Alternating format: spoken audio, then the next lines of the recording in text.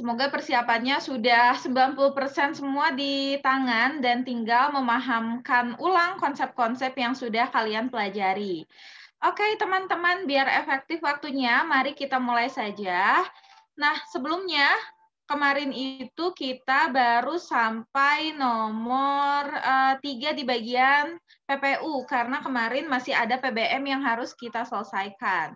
Nah, hari ini berarti kita akan mulai dari soal nomor 4 nih. Setelah itu, nanti jika sudah selesai semua di bagian PPU dibahas, ada sekitar 12 soal, maka kita akan lanjut ke prediksi yang ketiga ya. Kalian pasti yang prediksi ketiga sudah punya karena tutor bahasa Inggris sudah pernah mengirimkan filenya di grup, jadi bisa kalian buka langsung nanti. Siap-siap nih, kita bakalan langsung mulai saja ya ke soal yang nomor 4. Oke, sudah ada yang bergabung lagi nih, berarti sudah ada 5 orang. Siap-siap polling untuk soal nomor 4 nih, di polling pertama akan segera saya buka ya.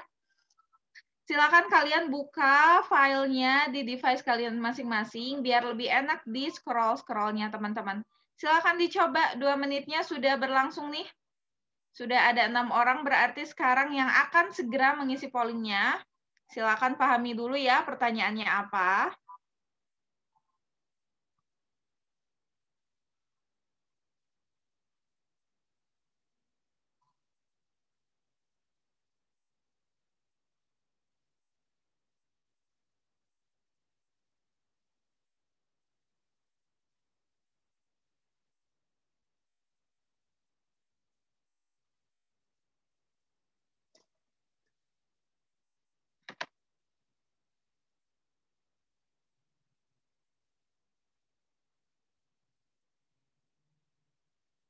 Oke, sudah ada 1 orang yang mencoba menjawab.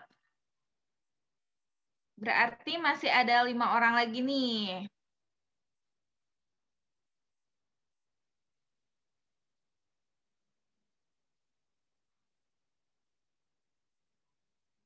Sudah ada 3 orang sekarang, tinggal 3 orang terakhir berarti. Waktunya masih ada 40 detik lagi, silakan dicoba teman-teman.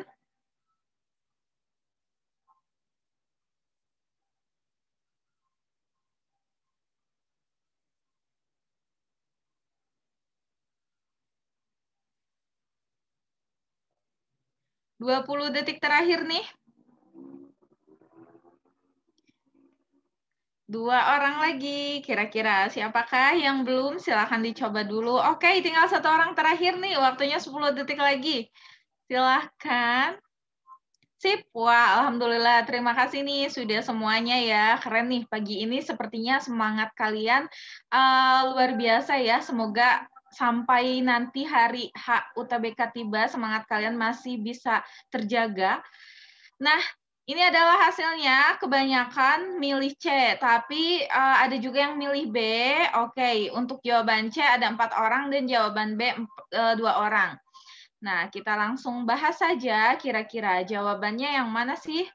Wah, ternyata sudah ada yang bergabung lagi 1 orang. Selamat bergabung. Untuk yang baru bergabung, silakan simak dulu ya. Nanti coba di polling soal nomor 5. Nah, teman-teman, untuk soal nomor 4 ini, hal yang ditanyakannya itu adalah penulis bermaksud untuk menyampaikan bahwa bla bla bla. Artinya, ini berhubungan dengan tujuan penulis. Tujuan penulis menyatakan kalimat A itu apa sih? Kayak gitu ya. Di sini kalimatnya itu bla bla bla yang dapat menangkal dikte-dikte minoritas elit penguasa dan penguasa serta klaim-klaim minoritas. Nah, berarti itu adalah kata kunci, kalimat kunci yang akan kita analisis kira-kira maksud dari penulis menyebutkan kalimat demikian itu apa sebetulnya. Kata kuncinya di sini ada kata menangkal. Berarti kalau menangkal itu sama halnya seperti tidak setuju atau menolak ya. Menangkal dikte-dikte minoritas elit penguasa. Nah, berarti di sini menolak apa yang ditolaknya. Nah, tergantung, lihat saja di situ langsung ke pilihan jawabannya. Kalau yang A nggak mungkin ya menerima masukan, karena kan itu menangkal. Terus melaksanakan juga nggak mungkin gitu, karena itu menangkal nih, melaksanakan kebijakan pemerintah tanpa mendahulukan golongan-golongan tertentu. Nah, kalau di sini kan menangkal dikte-dikte minoritas. Berarti di sana itu menolak dikte-dikte itu ya sama halnya kayak kebijakan gitu. Kebijakan siapa? Kebijakan elit penguasa dan penguasa gitu. Berarti penguasa di sini bisa dikatakan juga bahwa memang penulis itu dia menolak tentang kebijakan-kebijakan yang dikeluarkan oleh pemerintah kayak gitu. Di sini serta klaim-klaim mayoritas. Nah, klaim-klaim mayoritas berarti lebih ke penguasa ya.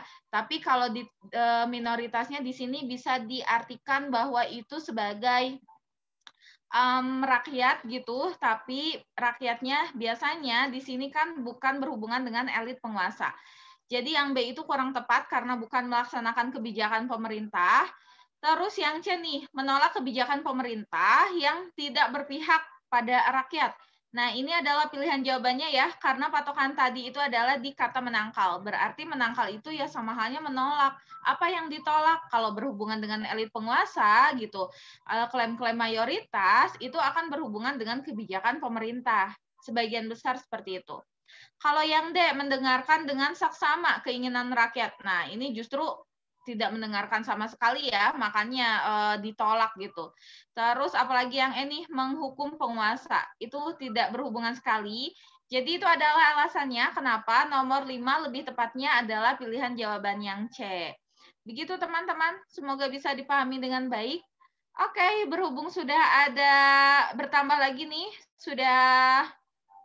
berarti sudah 9 orang, siap-siap ya. Kita akan ke polling yang kedua. Nah, di sini saya akan kirimkan polling yang keduanya, 2 menitnya. Silakan dimulai dari sekarang. Tapi di sini nampaknya share screen-nya terpotong untuk opsi jawabannya. Kalian bisa lihat dari device kalian ya. Ini berhubungan dengan tujuan deskripsi.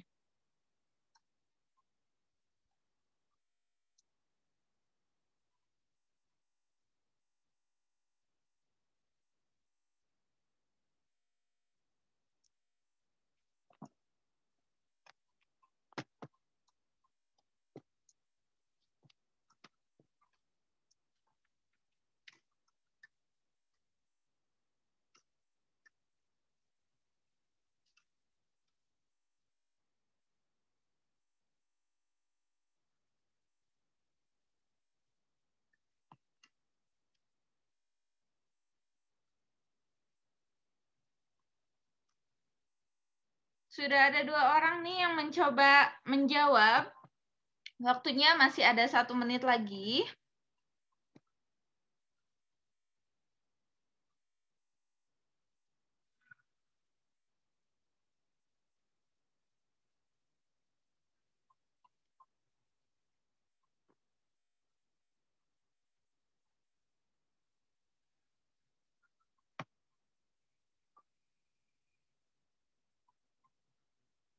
Waktunya 30 detik terakhir nih teman-teman.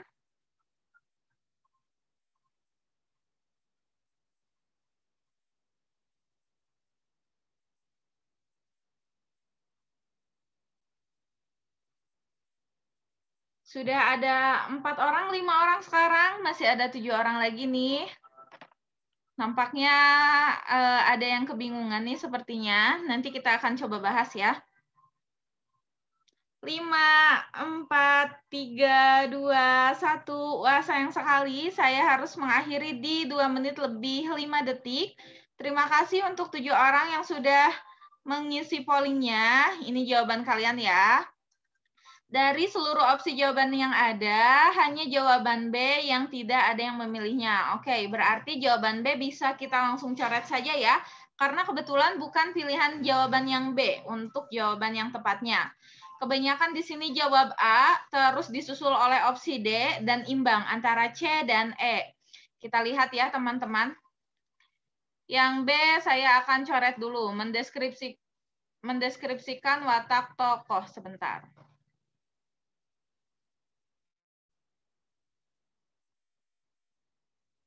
Oke, di sini itu tentang Firdaus. Tapi apanya sih dari Firdaus gitu? Apa sih yang dibahas gitu kan?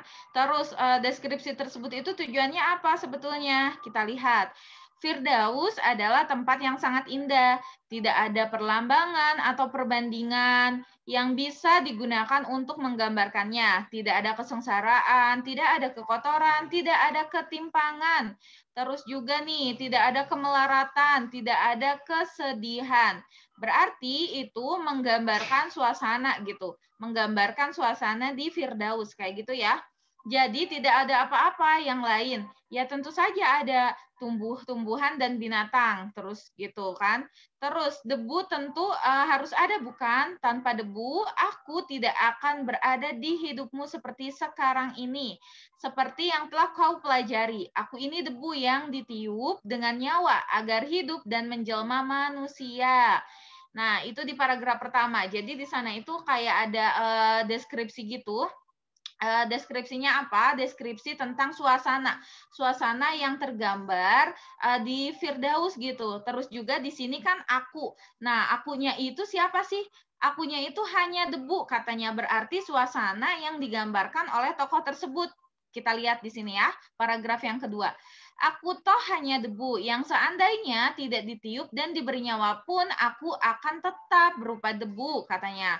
Berterbangan kian kemari di taman itu jika ada angin yang lembut bertiup gitu. Jadi memang si tokoh akunya itu diibaratkan bahwa dia itu adalah debu gitu. Jadi suasana yang tergambar dari tokoh tersebut atau dari tokoh yang sebagai debu tersebut. Sebagai debu nih katanya, aku akan bisa beristirahat di ujung daun atau kelopak bunga atau tenggelam dan menyatu dengan sungai kristal untuk kemudian entah bagaimana menjadi kering dan kembali menjadi debu. Lagi-lagi suasana yang tergambar dari sana itu pendeskripsian suasana ke tokohnya ya. Di paragraf terakhir pun sama. Tetapi apakah aku berhak membayangkan diriku sebagai debu semacam itu? Aku tidak tahu. Manusia tidak ingin membayangkan dirinya debu, bukan? Nah, jadi di sana tokohnya itu dia seolah-olah digambarkannya itu debu gitu. Jadi sebetulnya antara opsi jawaban yang lain itu adalah yang aneh, membangun latar suasana dalam kehidupan tokoh. Nah, tokohnya itu siapa? Tokohnya itu adalah aku yang tadi, yang aku diibaratkan debu gitu. Latar suasananya itu tergambar ketika tokoh aku tersebut itu bisa beristirahat di ujung daun, terus juga bisa tenggelam dan menyatu dengan sungai kristal, dan nanti itu nggak tahu bakalan kering lagi dan kembali lagi menjadi debu. Pokoknya di sana tergambar bagaimana suasana si tokohnya. Kayak gitu ya. Kita lihat opsi jawaban yang lain. Kalau yang C, melukiskan pemandangan alam yang disukai tokoh. Nah, di sini itu pemandangan alamnya itu seperti apa sih sebetulnya teman-teman? Agak kurang pas juga kalau pemandangan alam. Karena kalau pemandangan alam di yang paragraf awal memang Firdaus yang digambarkan, tapi itu hanya sekilas gitu. Dan itu tidak diberitahu bahwa itu merupakan hal yang disukai oleh tokoh. Yang D, menceritakan apa yang terjadi dalam kehidupan tokoh. Ini juga sebetulnya bukan cerita yang terjadi dalam tokoh tersebut, jadi kurang tepat. Yang E, menjelaskan kemungkinan yang terjadi di masa depan. Nah, ini salahnya itu karena masa depan ya. Itu alasannya kenapa opsi jawaban yang lain kurang tepat. Oke, kita lanjut langsung nih ke soal nomor 6 tentang gagasan pokok yang dikemukakan. Nah, silakan teman-teman, silakan untuk dicoba polling nomor 6. 2 menitnya saya mulai dari sekarang ya. Silakan teman-teman. Berarti akan ada 12 orang yang menjawab. Wow, sudah ada yang mengisi nih di 7 detik pertama. Luar biasa. Siapakah kira-kira dia? Kita tunggu dulu yang lain ya. Ternyata ini dibagi 2 pun tetap terputus, teman-teman. Kalian lihatnya dari device kalian ya, biar lebih enak.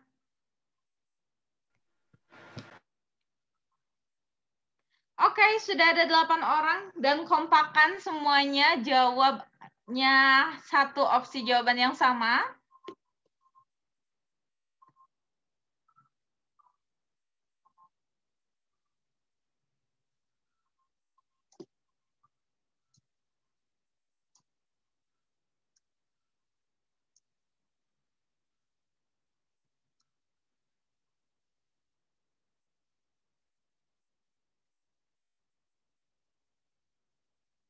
Sudah ada 9 orang nih.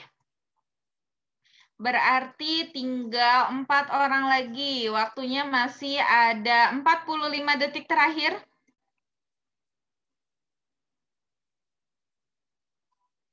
Silakan dicoba.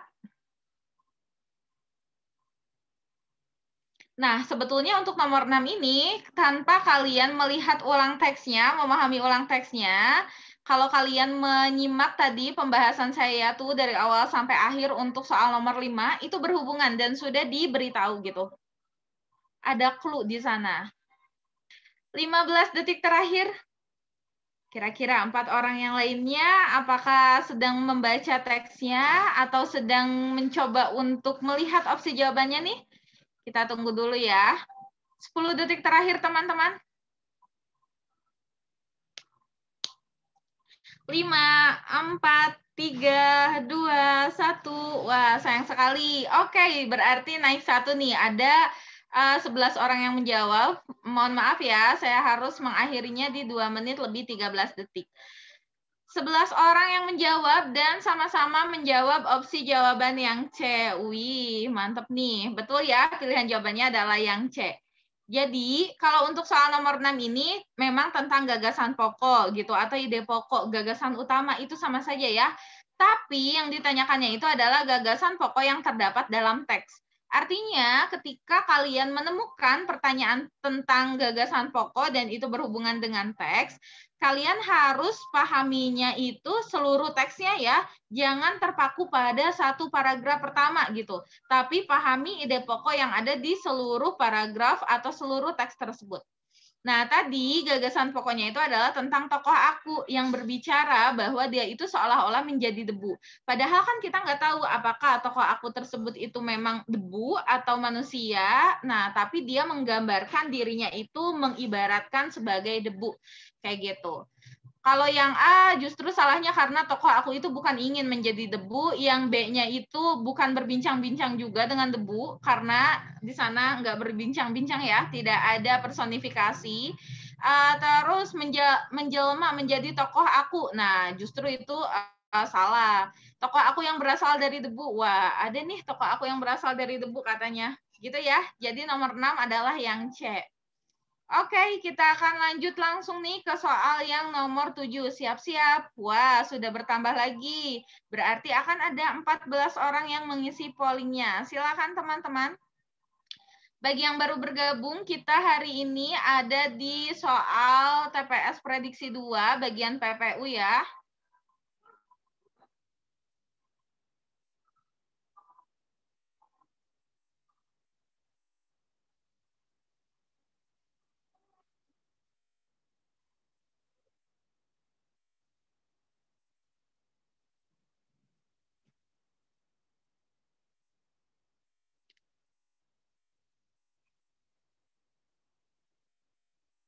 Di sini tentang kalimat yang mempunyai gaya bahasa yang mirip katanya nih.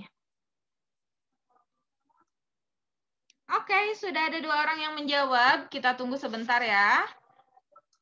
Waktunya masih lumayan lama nih, ada 1 menit lebih 10 detik lagi.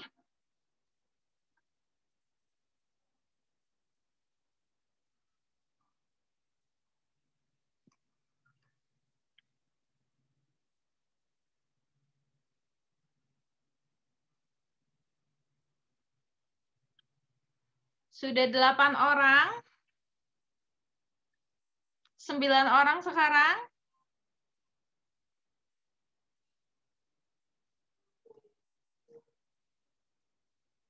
4 orang terakhir di 30 detik terakhir juga nih.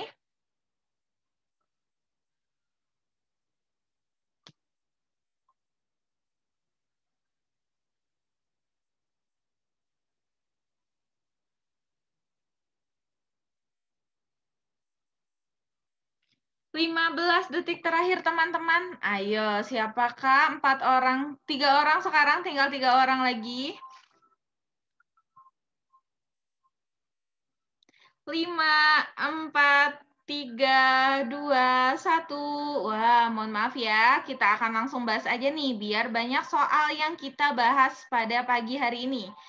Tara, ini dia jawaban kalian. Kebanyakan memilih opsi yang E, disusul oleh opsi B, dan imbang antara A dan C. Oke, kita lihat ya. Berarti hanya opsi D yang tidak ada yang memilih. Kalau seperti itu, kita bakalan langsung coret saja ya untuk opsi jawaban yang D. Yang D kita coret. Nah, di sini tadi itu kan yang ditanyakannya itu adalah kalimat yang memiliki gaya bahasa yang mirip dengan kutipan yang ada di soal nomor 7. Artinya, kita harus pahami dulu kutipan nomor 7 itu kayak gimana sih gitu bahasa yang digunakannya atau polanya itu seperti apa. Kita lihat di sini. Firdaus adalah tempat yang sangat indah, tidak ada perlambangan atau perbandingan yang bisa digunakan untuk menggambarkannya.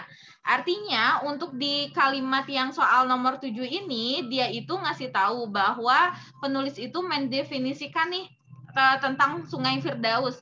Karena di sini ada kata adalah. Artinya, di situ adalah kalimat definisi bahwa Firdaus itu merupakan tempat yang sangat indah.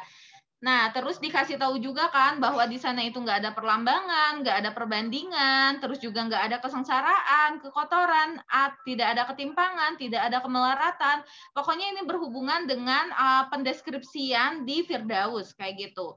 Jadi tidak ada apa-apa yang lain. Ya tentu saja ada gitu. Kita langsung saja lihat ya analisis ke opsi jawabannya. Pokoknya untuk yang pertama itu akan berhubungan dengan definisi dulu gitu. Definisi dari apa? Kalau di teksnya atau di soal nomor 7-nya itu adalah definisi Firdaus, tapi kalau untuk di opsi jawabannya kita lihat dulu. Kalau yang A, apa yang bisa kita lakukan sekarang? Kita hanya perlu menunggu waktu kepastian kapan akan sidang. Walau kita tahu kita tidak bersalah, kita hanya ikut dia, sang penguasa yang mau kita hukum, apa daya. Kalau di sini justru salahnya itu karena sudah diawali dengan kalimat interrogatif. Tidak ada kalimat yang menyatakan suatu definisi atau suatu pengertian. Jadi kurang tepat ya. Keindahan ucapannya itu semu, bualan para pujangga, penyihir kata, hati yang terpana akan gemerlapnya, tak tahu akan berkubang dalam pesona semu. Surga yang tidak pernah ada, akan tetapi bagaimana lagi, hati sudah terikat, tak mungkin beranjak. Kalau di sana justru gaya bahasa yang digunakannya beda banget ya dengan gaya bahasa yang ada di pernyataan kalimat nomor 7 gitu. Jadi kurang tepat juga. Yang C nih, bagi siput sepertiku, wah berarti ada personifikasi nih, ada perumpamaan gitu.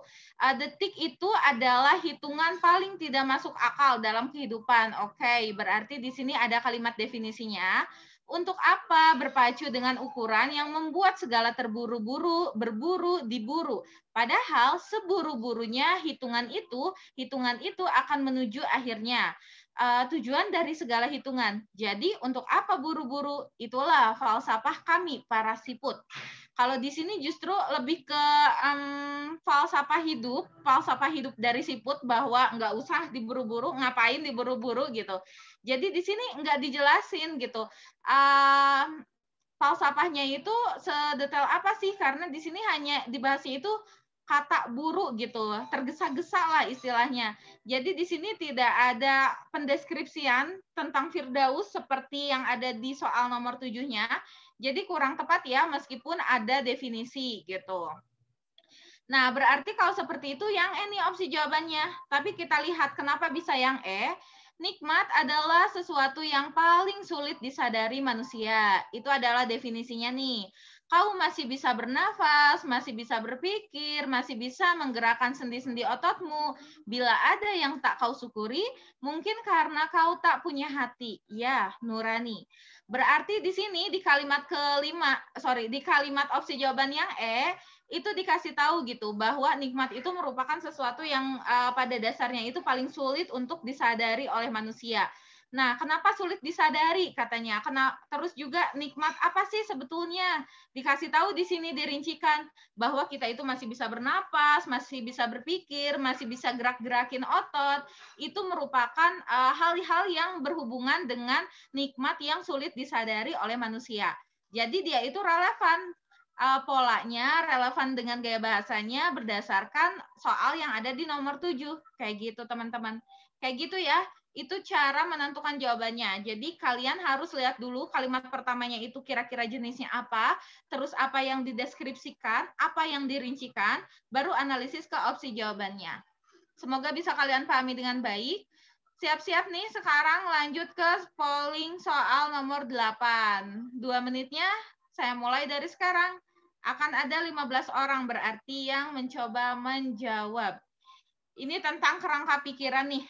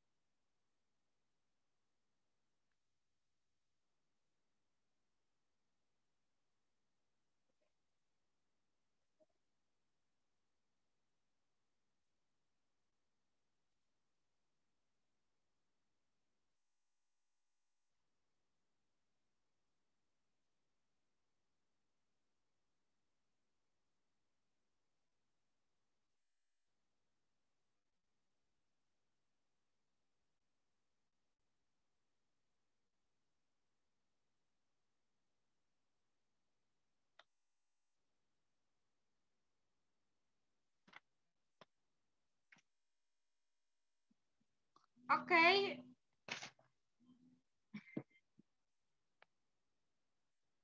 Sebentar ya, teman-teman. Mohon maaf sebentar.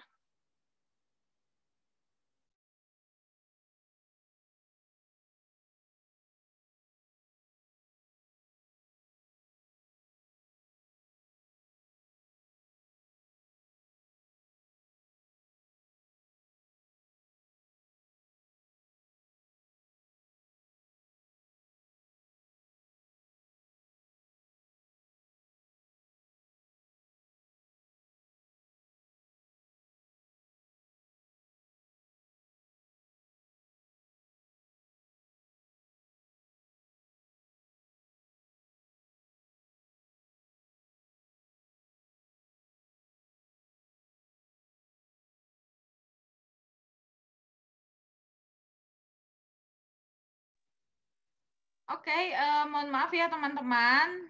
Saya akhiri nih di 2 menit lebih 27 detik. Ada 12 orang yang sudah mengisi pollingnya. Terima kasih, dan ini jawaban kalian. Banyaknya yang memilih C, disusul oleh B, dan yang terakhir itu E. Kalau kalian lihat di sini ada persaingan yang sengit nih antara C dan B. Nah, kita lihat ya. Ini itu tentang kalimat berikut yang paling mendekati dengan kerangka pikiran teks. Berarti kita bakalan cari tahu kira-kira kerangka pikiran teksnya itu apa sih sebetulnya. Nah, di sini sebetulnya kalau kalian lihat, itu kan tadi tentang Firdaus ya, tentang definisi dari Firdaus, kalau di sana itu seperti apa. Nah, terus ada juga tuh suasana yang digambarkan dari suasana tokoh gitu. Tapi suasana tokoh tersebut itu kan dia mengibaratkan dirinya itu seolah-olah jadi debu ya. Artinya itu kan hanya imajinasi dia belaka gitu. Hanya imajinasi penulis atau hanya imajinasi tokoh tersebut. Dan kalau kalian lihat di sini, untuk paragraf yang pertama, dia itu ada imajinasinya juga, imajinasi tokohnya. Tanpa debu tidak akan berada di hidupmu seperti sekarang ini. Nah, itu berarti ya hanya pengimajinasiannya, apakah betul atau tidaknya kan kita nggak tahu. Kenapa dari debu dan tidak dari bunga misalnya? Nah, itu juga kan seolah-olah kenapa sih harus debu gitu? Kenapa bukan yang lain? Jadi imajinasi tokoh yang dimainkan di sana. Artinya polanya itu seperti apa atau kerangka pemikirannya seperti apa, ya tentu pemaparan imajinasi yang terdapat dalam pikiran tokoh. Pikiran tokohnya itu kan tadi tokohnya itu dia aku. Nah, tokoh aku tersebut itu dia berpikir seolah-olah berimajinasi bahwa dirinya itu adalah debu yang nggak mungkin ada di kehidupan tanpa ada di kehidupan orang lain, kayak gitu. Jadi di sini lebih ke jawaban yang C ya. Terus kalau kita lihat jawaban yang B, pemaparan kehidupan tokoh dalam kiasan. Nah, kehidupan tokoh. Sebetulnya kehidupan tokohnya itu kurang lebih spesifik karena yang lebih ditekankannya itu dia hanya beranggapan, dia hanya berimajinasi si tokohnya bahwa dirinya itu adalah debu, kayak gitu. Jadi kehidupan tokohnya sebetulnya tidak dijelaskan. Meskipun memang dalam bentuk kiasan itu betul, tapi kurang pas ya. Lalu kalau jawaban yang E, pemaparan latar belakang terjadinya suatu peristiwa dalam kehidupan tokoh. Di sini kurang tepatnya itu karena terjadinya suatu peristiwa. Itu yang menyebabkan kesalahannya ya. Semoga bisa kalian pahami dengan baik. Oke, jadi itu adalah pembahasan di teks yang barusan. Siap-siap nih, kita bakalan langsung ke soal nomor 9 teks baru tentang ide pokok teks. Oke, saya akan beri waktu 2 menit sampai 2,5 menit ya, berhubung teksnya lumayan panjang. Silakan teman-teman untuk soal nomor berikutnya, soal nomor 9, 2 menit sampai 2,5 menitnya, dimulai dari sekarang.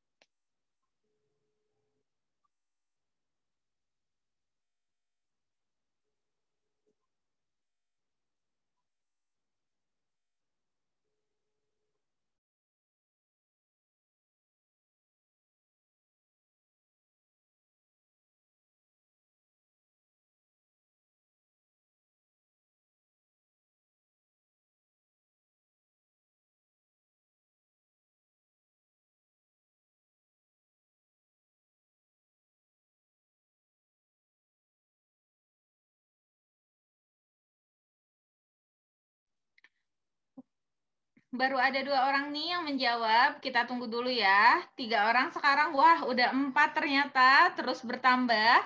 Waktunya masih lumayan banyak teman-teman. Masih ada 1 menitan lagi. 1 menit lebih 10 detik. Baru ada 6 orang nih. 7 orang sekarang. Wih, mantap, terus bertambah saja. Berarti tinggal 5 orang lagi yang belum.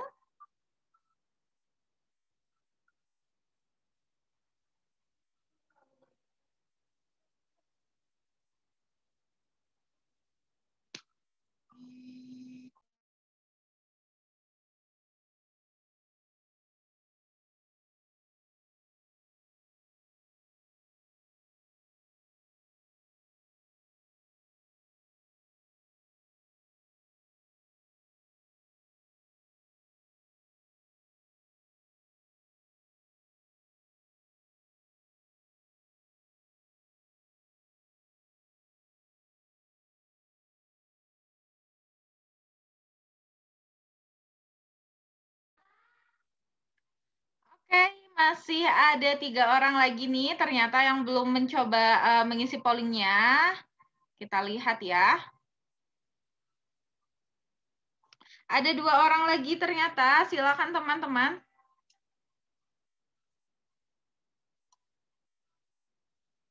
Wah, imbang nih. 5, 4, 3, 2, 1. Tapi sayang banget ini ada 1 orang lagi. 1 orang lagi yang belum kira-kira. Apakah sudah menemukan pilihan jawabannya? Saya beri 10 detik terakhir deh untuk 1 orang yang belum mencoba untuk mengisi pollingnya. Biar kita lihat ada yang imbang soalnya antara A dan E. Nanti kita lihat ya. Sudahkah menemukan pilihan jawabannya? 5, 4, 3, 2, 1. Wah, ternyata nampaknya masih belum nih. Oke, tidak apa-apa. Mohon maaf ya untuk 1 orang yang belum coba memvoting, saya akhiri. Nah, di sini soal nomor 9, yang imbang itu antara A dan E. Disusul oleh C, lalu D, dan B. Artinya semua opsi jawaban yang ada dipilih. Sip, kita langsung saja ya bahas. Di sini itu tentang ide pokok. Nah, ide pokok dari teks tersebut katanya itu apa sih sebetulnya ide pokoknya?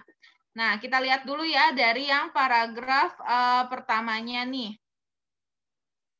Paragraf pertama itu katanya menurut OHSAS nih 18001 Biorix adalah kombinasi dari kemungkinan terjadinya peristiwa buruk yang melibatkan pajanan agen biologi, toksin, dan konsekuensi. Jadi di sini di paragraf pertama itu dikasih tahu dulu nih definisi dari Biorix itu apa. Kemudian di sini juga dikasih tahu juga ini loh.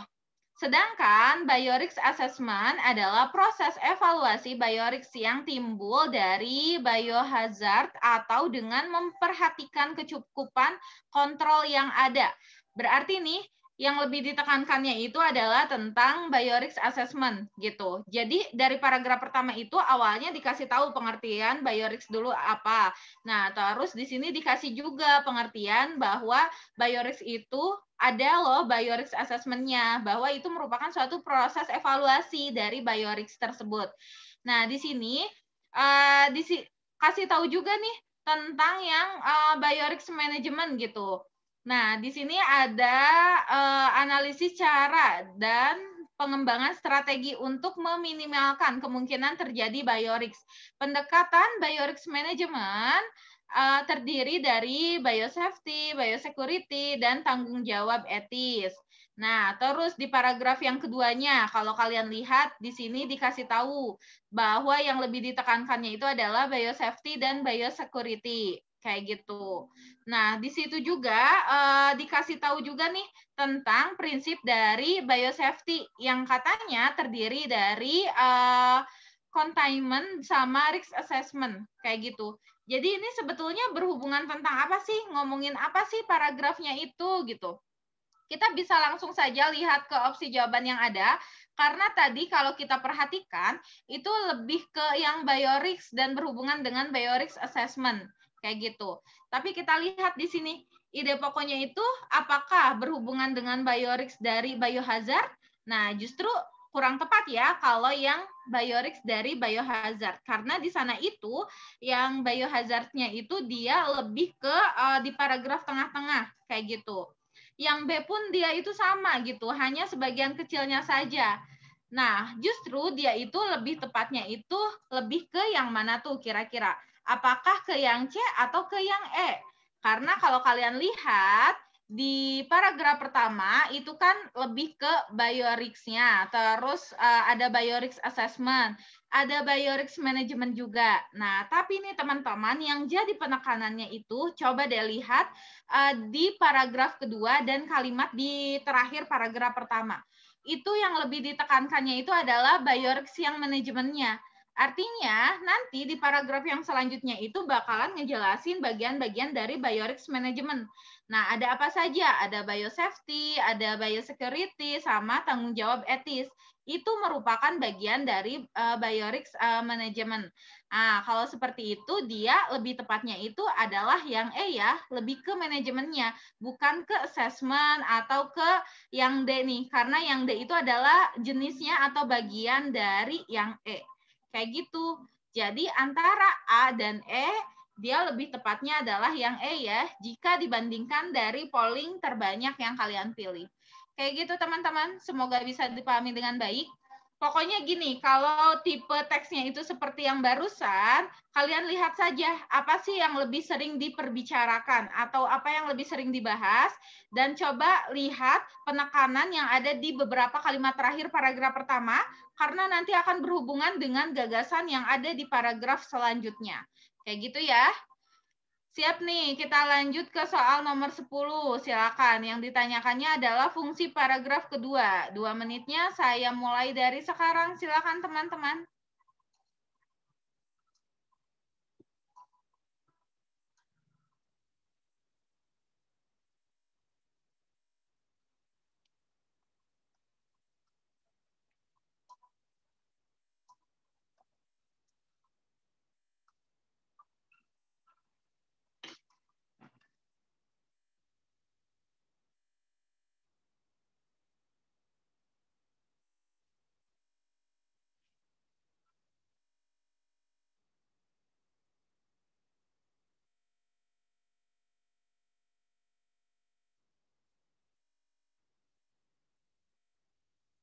Nomor 10 nampaknya agak lebih mudah nih, silakan.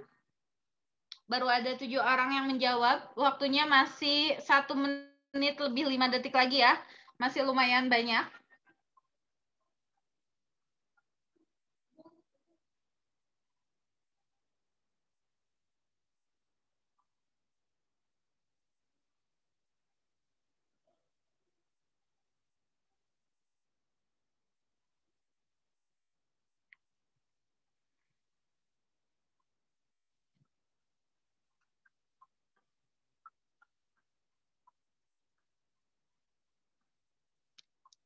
30 detik terakhir dan masih ada 4 orang lagi nih yang belum mengisi pollingnya.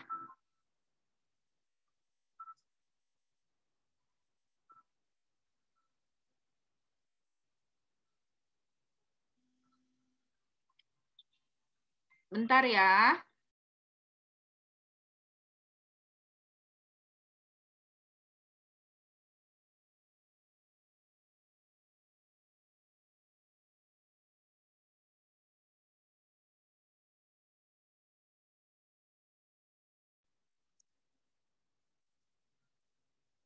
Oke, ternyata masih ada 4 orang yang belum mencoba mengisi pollingnya. Saya akhiri di 2 menit lebih 13 detik ya. Mohon maaf nih. Nah, ternyata yang paling jawab banyak itu yang D, tapi ada juga yang pilih A, B, C. Oke, berarti hanya opsi jawaban E yang tidak dipilih ya. Kita bisa langsung coret aja. Nah, soal nomor 10 ini yang ditanyakannya itu adalah fungsi paragraf kedua. Dalam teks tersebut itu kira-kira gagasan pokoknya itu apa sih? Nah, ini sebenarnya nanyain tentang gagasan pokok untuk soal nomor 10, tapi dengan kalimat versi yang berbeda. Fungsi paragraf kedua dalam teks tersebut adalah menyatakan gagasan pokok bla bla bla. Itu intinya sama ya, nanyain gagasan pokok atau ide pokok. Kita lihat di sini paragraf keduanya.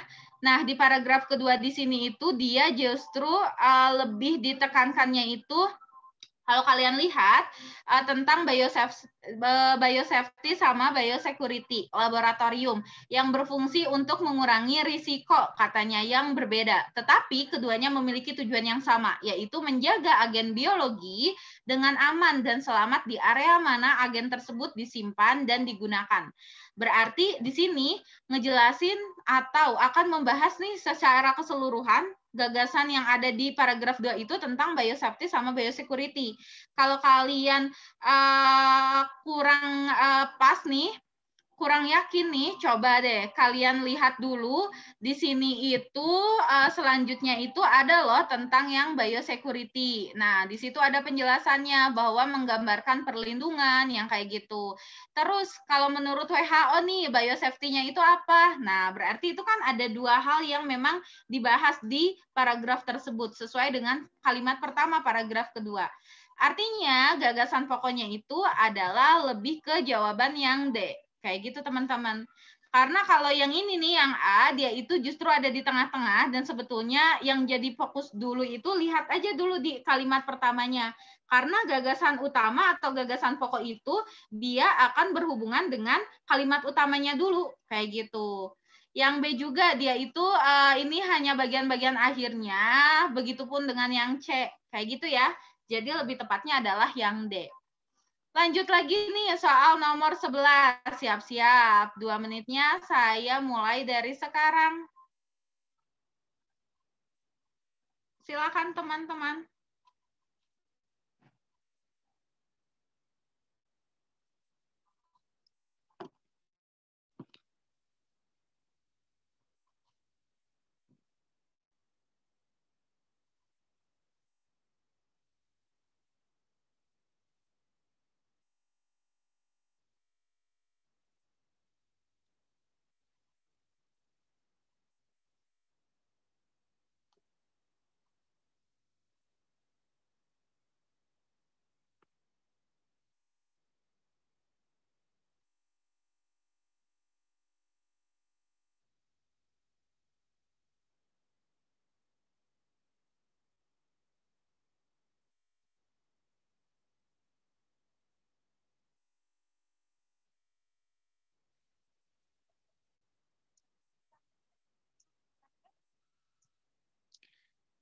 Baru ada 6 orang nih yang mencoba menjawab. Waktunya masih ada 1 menit lagi ya.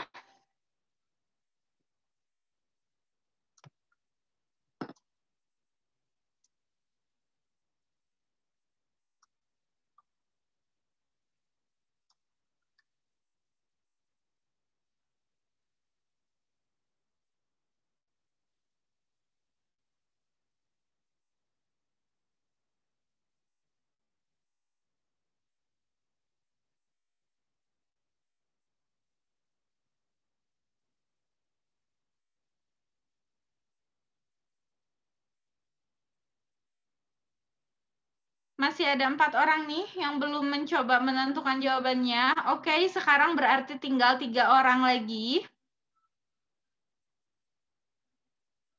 Tinggal 2 orang lagi nih, kira-kira siapakah 2 orang itu? Sudahkah menemukan pilihan jawabannya?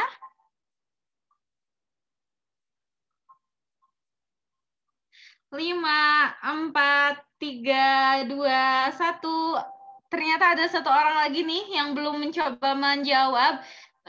Biar sama kesempatannya seperti yang lain, saya akan tambahkan 10 detik terakhir ya. Silakan dicoba dulu nih untuk 1 orang yang belum memvoting.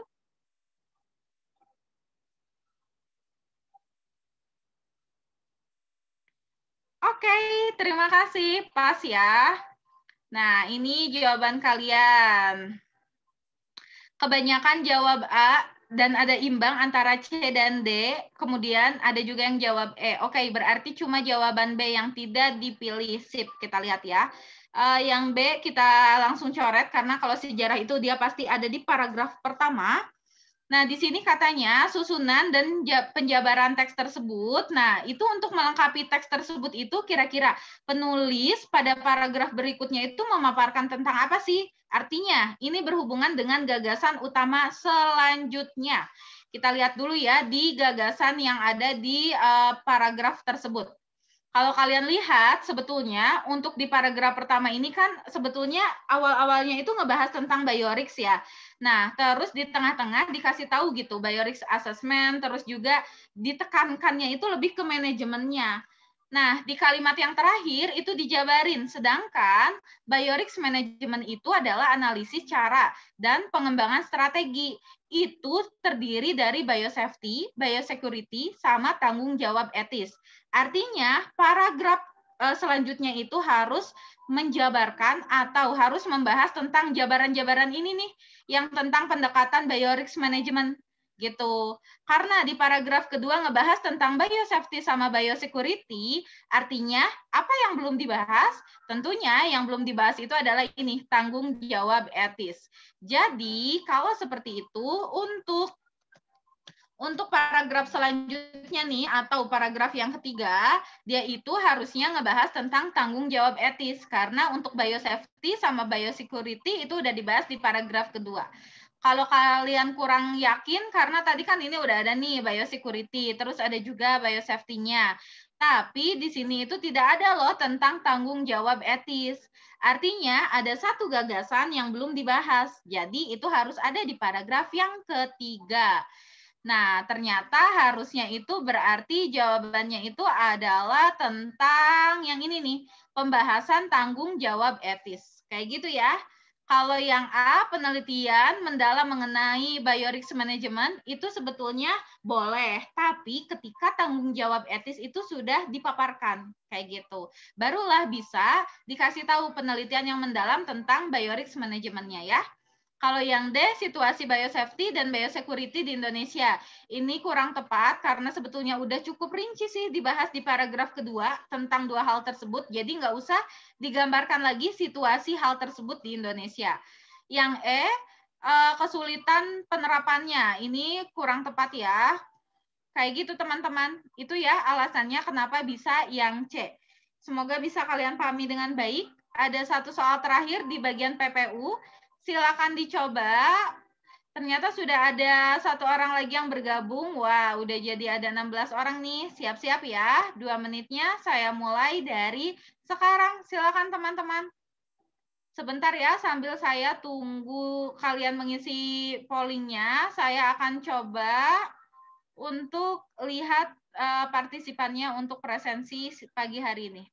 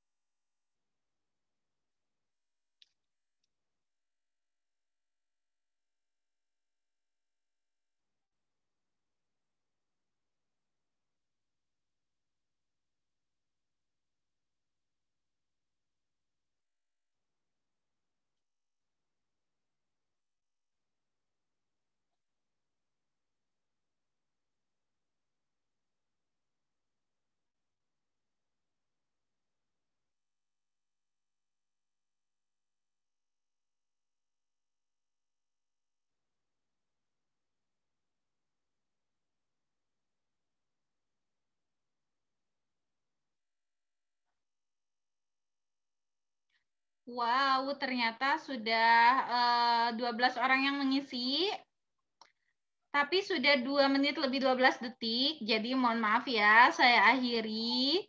Terima kasih untuk 12 orang yang sudah mencoba mengisi. Nah, di sini rata-rata kebanyakan pilih jawaban yang A, disusul B dan C. Oke, kita lihat ya. Berarti yang D dan E tidak usah kita lihat gitu, tidak usah kita analisis. Kalau kalian lihat di sini ada kata terdiri dari. Wah, kalau ada kata terdiri dari, terdiri atas atau yaitu, yakni, berarti itu akan menyatakan suatu rincian. Apa rinciannya? Rinciannya itu adalah praktik mikrobiologi, terus juga peralatan, kesehatan, dan fasilitas perlindungan yang dapat melindungi pekerja laboratorium, lingkungan, dan masyarakat. Artinya di sana ada perincian gitu, ada perincian yang berhubungan dengan suatu hal, berhubungannya dengan yang ini ya. Oke, artinya kita langsung aja pilih opsi jawaban yang memang ada rinciannya. Kita lihat dari yang A. Alat tulis kantor yang diperlukan administrasi pameran besok terdiri dari pulpen, pensil, tip X, penghapus, penggaris, dan rautan. Artinya di sana ada perincian yang berhubungan dengan ATK, kayak gitu. Kemungkinan besar sih opsi jawabannya yang A ya, tapi kita lihat dulu yang B dan C. Yang B, rasa marah dapat diartikan sebagai rasa yang dipicu oleh perlakuan yang tidak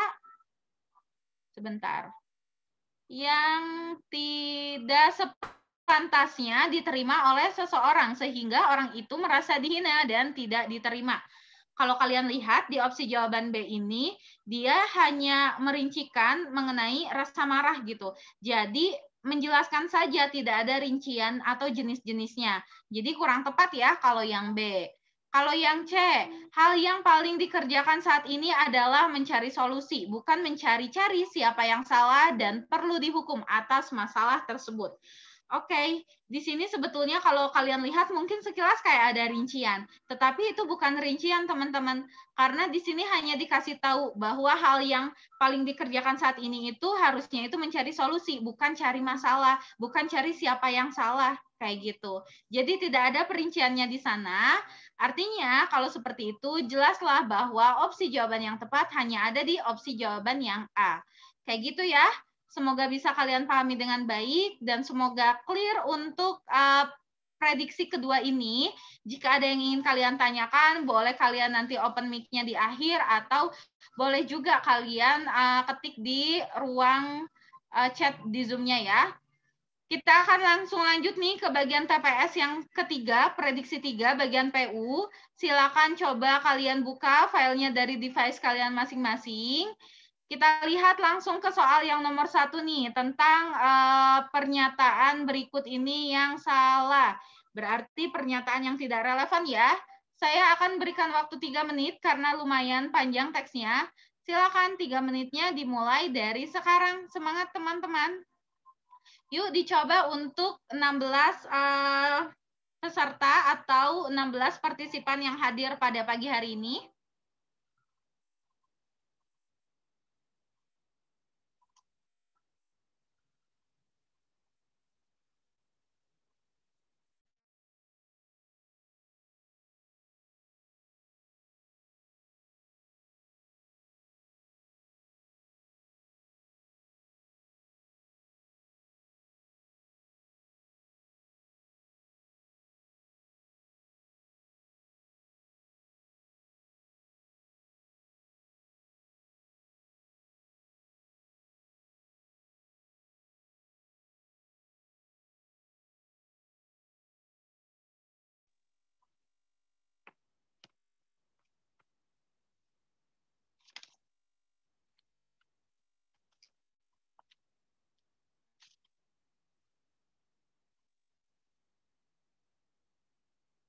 Sudah ada 3 orang ternyata yang menjawab.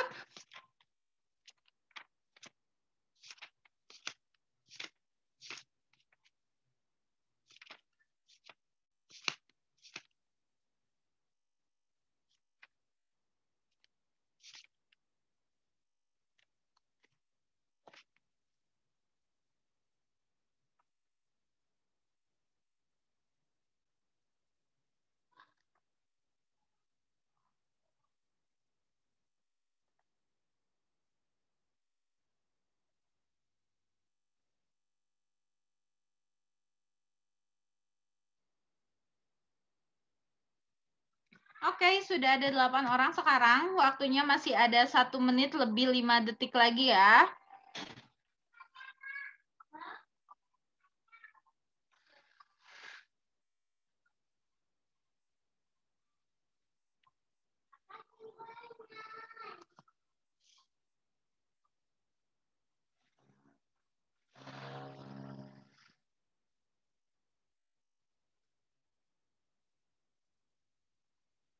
Tiga 35 detik terakhir nih, teman-teman.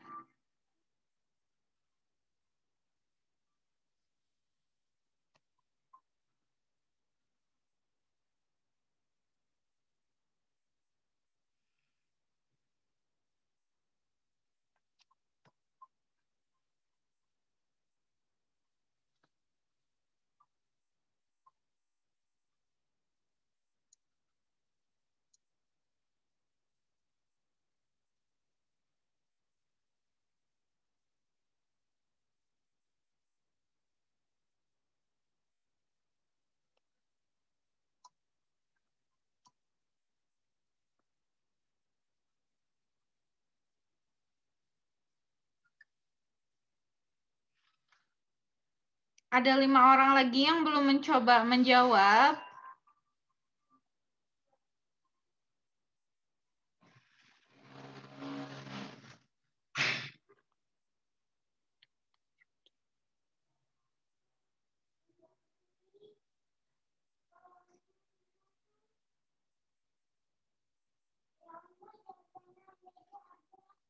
Oke, 5, 4, 3, 2, 1.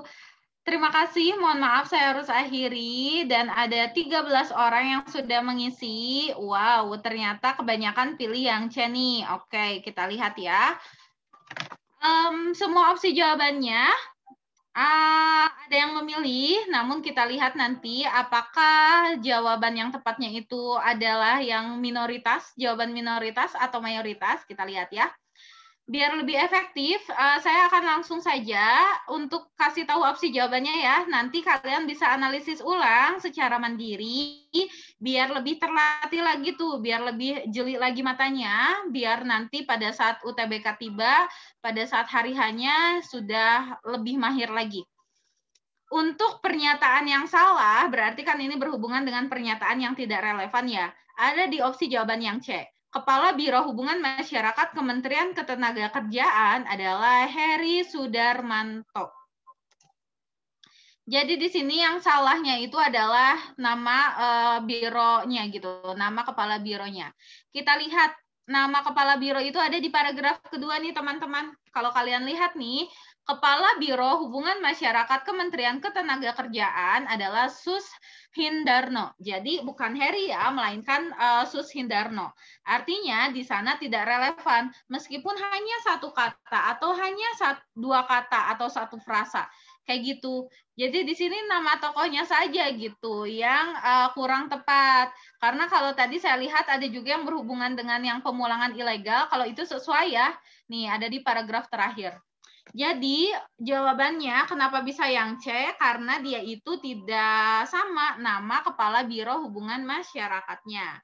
Kayak gitu ya teman-teman, semoga bisa dipahami dengan baik. Untuk jawaban yang lain bisa kalian analisis secara mandiri. Kebetulan untuk nomor yang B-nya, opsi B-nya, barusan sudah saya tandai itu untuk pernyataan yang ada di dalam teksnya. Untuk mengefektifkan waktu, kita langsung lanjut aja nih ya ke soal yang nomor 5, berhubung dengan teks lagi. Ini mudah, 2 menitnya. Saya akan mulai dari sekarang. Silakan teman-teman. Tentang organisasi dunia yang mengawasi proses keluar masuknya pekerja imigran ilegal. Gila. Silakan nih, pekerja migran. Sorry.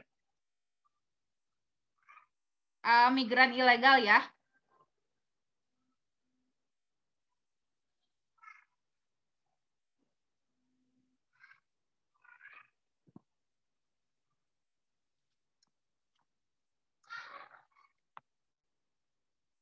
Sudah ada 6 orang yang menjawab.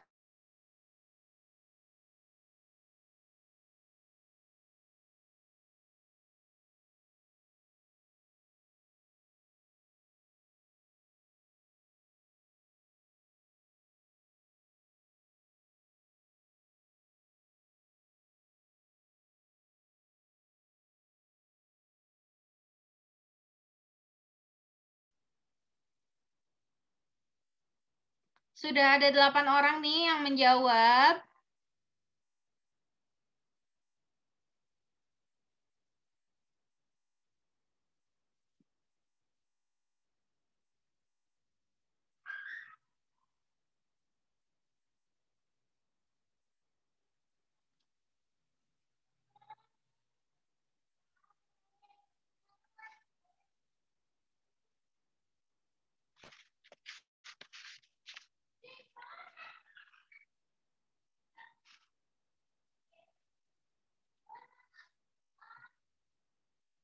Ada 5 orang lagi yang belum mencoba menentukan jawabannya.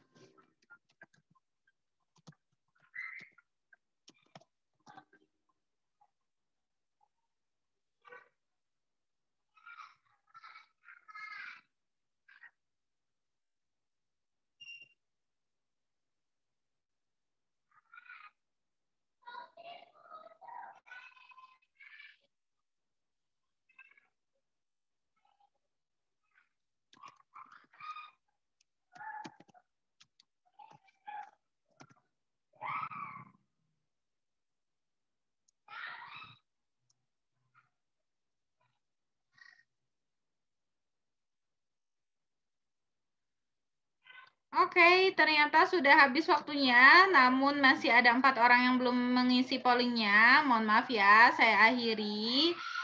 Wah, ternyata ini jawaban kalian. Ada jawaban A, B, dan jawaban yang E. Oke, siap Ibnu, sip. Ralatnya udah diterima ya. Nah, di sini sebetulnya ini mudah banget loh, tanpa kalian melihat teksnya, kalian bisa dulu menganalisis dari opsi jawaban yang ada.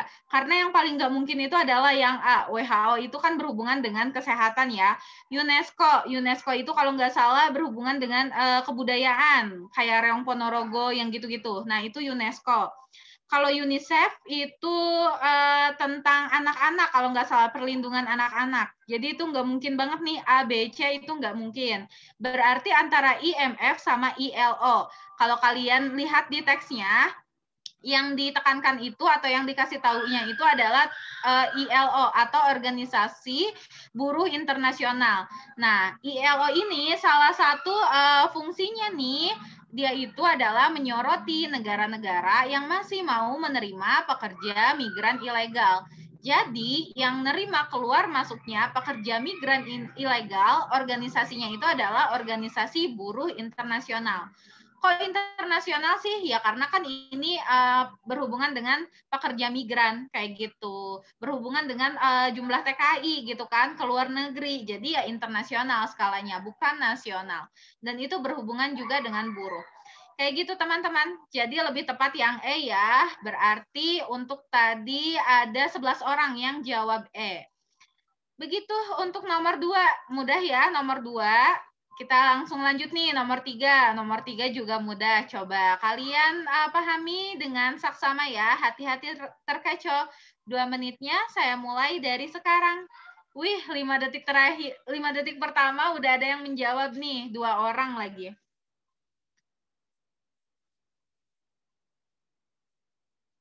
Ayo, ini pasti mudah banget. Hati-hati terkecoh.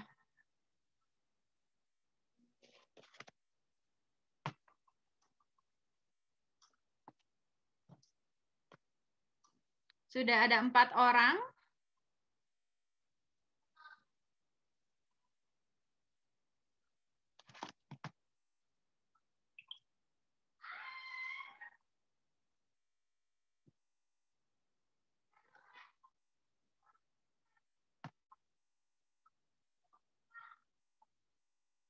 Satu menit terakhir nih, teman-teman.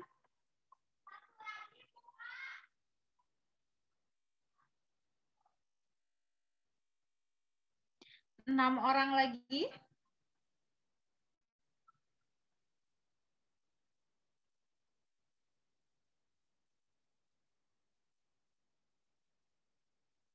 Semoga kita bisa bahas satu teks pertama yang ada di PU ya. Waktunya sekitar 4 menitan lagi. 3 menit lagi malah. Oke, sudah ada 11 orang nih.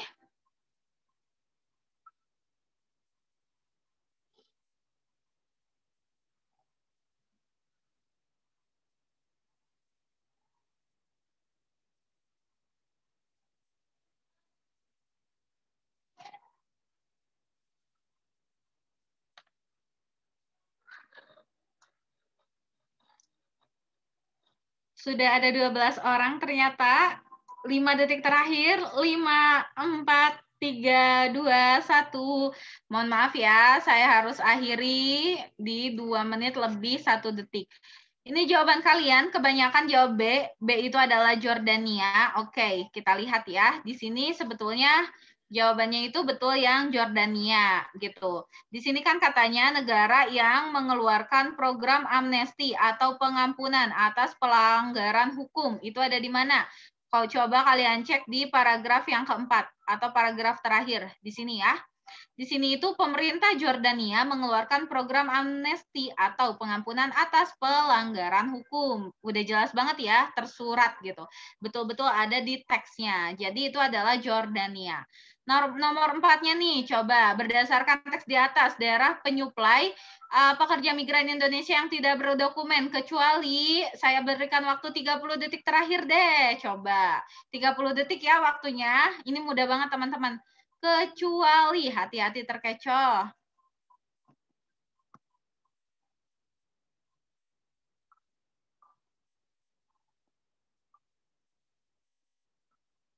Oke, sudah ada 2 orang yang menjawab. Clue-nya ada di paragraf terakhir. Coba kalian cek.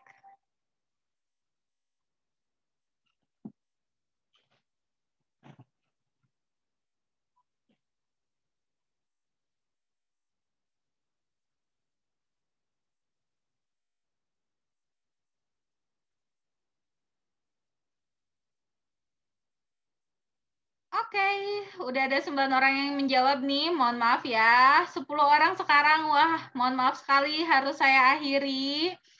Nah, di sini kebanyakan jawab D, tapi ada juga yang jawab A. Kita lihat. Ini kan kecuali ya, berarti yang tidak termasuk. Atau di sini pekerja migran yang tidak berdokumen dari Indonesia. Di paragraf terakhir itu kalian bisa lihat dari sini loh. Ini sekitar 35 orang dari 51 orang pekerja migran Indonesia berasal dari Jawa Barat. Sisanya Banten, NTB, Jawa Tengah, dan Jawa Timur. Nah, itu adalah yang gimana? Katanya yang tidak memiliki dokumen. Yang ini loh, pekerja migran Indonesia tidak berdokumen sah. Jadi di sana memang bahwa Bali itu tidak disebutkan. Jawa Barat paling banyak, Banten ada, Jawa Tengah ada, Jawa Timur apalagi. Gitu ya. Jadi nomor 4 adalah opsi jawaban yang D. Betul nih bagi kalian yang jawab D. Nomor 5 sekarang. Ayo 30 detik saja ya waktunya karena mepet banget nih. Kita kayaknya cuma sampai nomor 5 nampaknya. Yo, kira-kira nomor 5. Peningkatan TKI kembali terjadi pada tahun berapa tuh?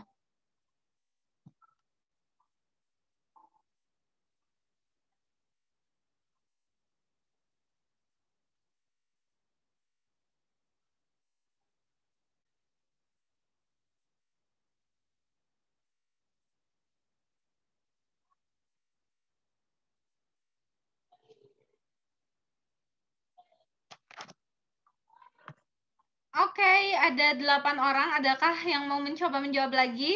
Sebelum saya akhiri, sip 10 orang pertama. Mohon maaf ya, harus saya akhiri nih. Nomor terakhir yang akan kita bahas pada pagi hari ini. Ini adalah jawabannya. Kebanyakan jawab yang yang D. Ada juga yang jawab B, C, dan E. Oke, kita lihat ya. Di sini kan katanya peningkatan jumlah TKI terjadi kembalinya itu pada tahun berapa sih teman-teman? Berarti kalau terjadi kembali peningkatan, dia itu sudah menurun ya. Jadi sudah menurun baru meningkat lagi. Itu pertama kali terjadi lagi peningkatannya. Kalau kalian lihat nih di sini, dari grafiknya itu justru di sini kan memang turun nih ya. Ini kan dari yang pertama 2012 turun, semakin turun nih. Ke sini turun, ke sini, terus ke sini, ke sini. Nah, di 2016 nih itu terjadi penurunan yang turun banget, 3.511. Tiba-tiba naik lagi nih di 2017 di angka 3.549. Artinya pada tahun 2017 itu terjadi penaikan lagi setelah banyaknya penurunan dari tahun 2017 sampai 2016.